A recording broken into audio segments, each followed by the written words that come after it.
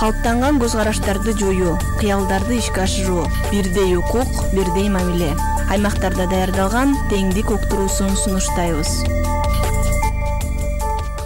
Ноқат районунун Кумайдан айылынын тургуну Зиягүл Козу кызы көп кырдуу талант ээси. Ушул айылдын алдыңкы активист айылдарынын бири. Ал жаш кезинен эле көп нерсеге кызыгып, комуз чертип, ыр-ырдап, ар түрдүү талантын элге көрсөтүп келет. Зиягүл Козу кызы 2016-жылы Кеңеш айыл өкмөтүнө маданият кызматкери болуп жумушка кирип, 3 жыл көркөм жетекчи кызматын аткарып, андан кийин атайын конкурстан өтүп келип, учурда айыл өкмөттө маалымат технология боюнча жетектөөчү адис болуп иштейт. Эл менен иштеши өтө кыйын. Элдин арасында беш кол бирдей эмес дейт. Ар кандай эл болот, бири түшүнүп келет, бири түшүнбөй келет. Элдер менен 4 жылдан бери жакшы эле иштеп келатам. Түшүнбөгөн жерлерин түшүндүрөм, маалымат сураса билгенимди айтып, жакшы жардам көрсөтөм. Жумуштан сырткары айыл өкмөтү бардык коомдук иш-чараларга катышып, кандай гана иш-чара болбосун алдыңкы катышуучу. Ал 10 жашынан тарта комузда ойноп, азыркы күнгө чейин комузун колунан түшүрбөй келет.